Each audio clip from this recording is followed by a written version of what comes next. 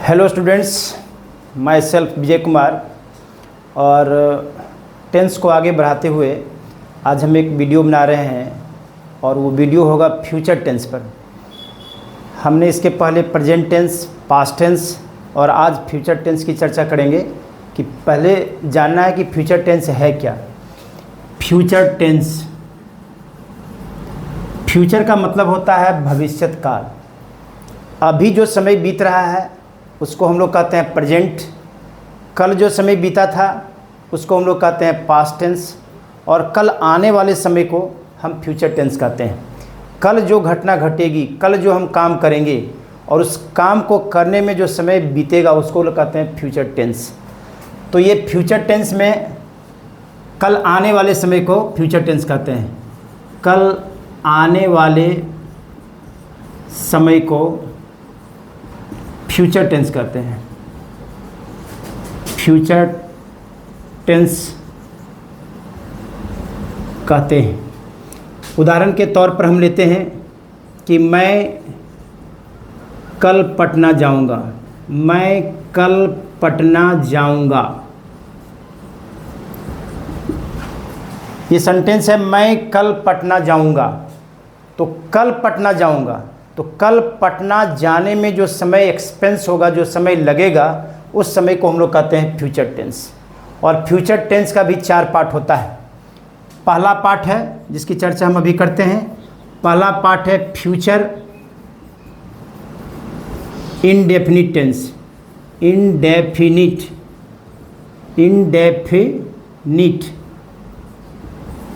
Tense, ये future indefinite tense होता है और इसको हम लोग कहते हैं सिंपल फ्यूचर टेंस भी बोलते हैं। इसको दोनों के नाम से जानते हैं। तो अगर कोई सेंटेंस दिया हुआ है वो फ्यूचर टेंस का है तो सबसे पहले हम उसको आइडेंटिफाई करेंगे कि दिया हुआ हिंदी का जो सेंटेंस है वो फ्यूचर इंडेफिनिट टेंस का है या नहीं है। इसके लिए क्या होता है? इसके लिए होता है पहचानने का नियम, कि सबसे पहले हम इस नियम के द्वारा हम उस सेंटेंस को पहचानेंगे। पहचानने का नियम क्या है कि जिस हिंदी वाक्य के अंत में गा, गे, गी आदि लगा रहे तो हम समझेंगे कि यह वाक्य फ्यूचर इंडेफिनिट टेंस का वाक्य है। इंडेफिनिट टेंस का वाक्य है। जैसे अब उदाहरण के तौर पर देते हैं, यहाँ पर दें हम कि मैं पढ़ूंगा, वह खेलेगी, राम दौड़ेगा। तो हर हिंदी वाक्य के अंत में गा, गी, गा, गे अगर इस तरह का लगा हुआ रहेगा तो हम उसको आसानी से आइडेंटिफाई कर लेंगे कि इस तरह का जो भी हिंदी का वाक्य होगा वह फ्यूचर इंडेफिनिट टेंस का होगा। तो जब हम पहचान लेंगे कि यह वाक्य फ्यूचर इंडेफिनिट टेंस का है तो उसके बाद हमें क्या करना है? इसको हिंदी में हम अनुवाद करेंगे। इसको हिंदी में अनुवाद करने के लिए क्या होता है कि यहाँ पर एक फॉर्मेट होता है। हम इस फॉर्मेट के आधार पर फ्यूचर टेंस के इंडेफिनिट में जो सेंटेंस होता है इसको कहते हैं अनुवाद का नियम। ये होता है अनुवाद का नियम। अनुवाद का नियम का मतलब होता है कि हिंदी के सेंटेंस को हम इंग्लिश में कैसे ट्रांसलेट करेंगे। तो इसका एक फॉर्मेट होता है।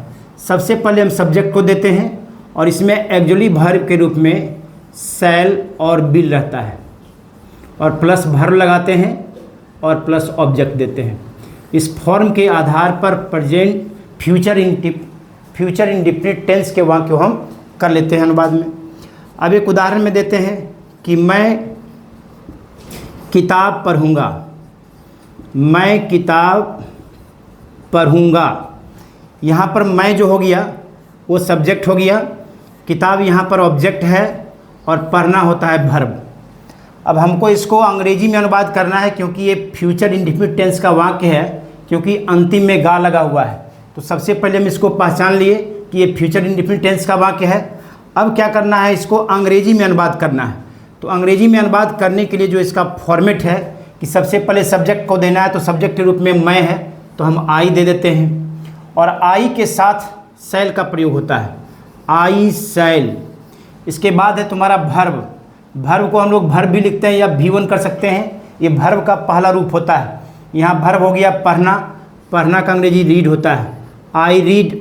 इसके बाद ऑब्जेक्ट के रूप में यहाँ बुक है तो हम ए बुक दे देंगे, आई रीड ए बुक, मैं किताब पढ़ूँगा।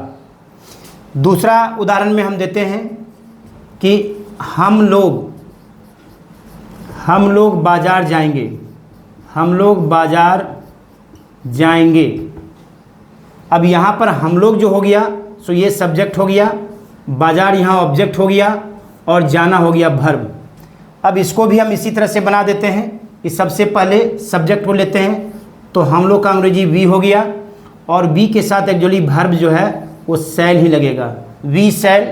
फिर वर्ब के रूप में हो जाएगा गो, वी शैल गो, और मार्केट के पहले हम लोग लगा देते हैं to market, we shall go to market, हम लोग बाज़ार जाएंगे। तो हम इस तरह से फ्यूचर इंडेफिनिट टेंस के हिंदी के वाक्य को अंग्रेजी में कन्वर्ट कर देंगे। इसका दूसरा एक आइटम हम बता देते हैं, बच्चे आसानी से इसको देख सकते हैं और इसके आधार पर वो फ्यूचर इंडेफिनिट टेंस के वाक्य को अंग्रेजी में बना सकते हैं। अब इसको हम लेते हैं, यहाँ पर सिंगुलर नंबर है, सिंगुलर नंबर को हम लोग एक वचन लिखते हैं, और प्लूरल नंबर का मतलब होता है बहुवचन होता है। फर्स्ट पर्सन के सिंगुलर नंबर में सब्जेक्ट जो होता है सो आई होता है, और यहाँ पर वर्ब के रूप में हम लेते हैं गो। तो आई के साथ एक्चुअली वर्ब लगता है शैल, आई शैल गो। फिर फर्स्ट पर्सन के प्लूरल नंबर में सब्जेक्ट जो होता है वो वी है, वी के साथ भी शैल लगता है, वी शैल गो हो जाएगा। फिर हम सेकेंड पर्सन में आते हैं, ये सेकेंड पर्सन है, सेकेंड पर्सन के सिंगुलर नंबर में जो सब्जेक्ट होता है वो होता है यू, और यू के साथ लगता है बिल, यू बिल गो। फिर सेकेंड पर्सन के प्लूरल नंबर में भी सब्जेक्ट होता है यू, और यहाँ भी हो जाएगा यू के साथ बिल लगेगा, यू बिल गो। फिर आता है थर्ड पर्सन, थर्ड पर्सन के सिंगुलर नंबर का सब्जेक्ट जो होता है वो होता है ही के साथ भी लगेगा बिल, ही बिल गो। सी है तो सी के साथ भी बिल लगेगा, सी बिल गो। और कोई भी नाम जो होगा, जितना भी तरह का नाम होता है वो सारा नाम थर्ड पर्सन के सिंगुलर नंबर में आता है, तो इसके साथ भी बिल का प्रयोग होगा, राम बिल गो।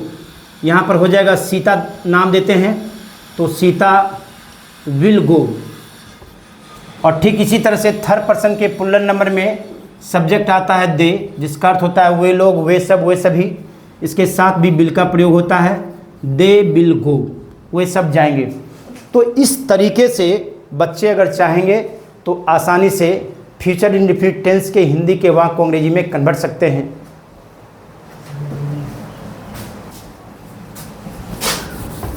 ये तो टूट नहीं होगा,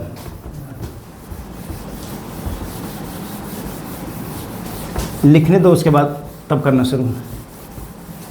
लिखे देते हैं पहले।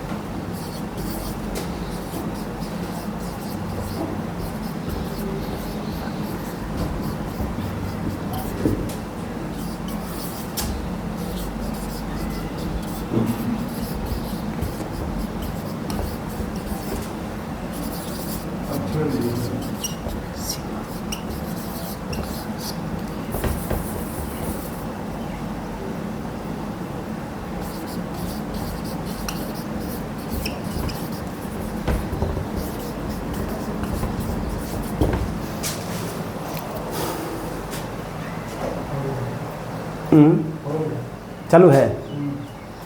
तो ये हम कुछ दे दिए हैं बच्चों को प्रैक्टिस करने के लिए। फ्यूचर टेंस का, फ्यूचर इंडेफिनिट टेंस का ये सारा वाक्य है। आप इसको बनाइए और बना करके आप इसको चेक कर सकते हैं।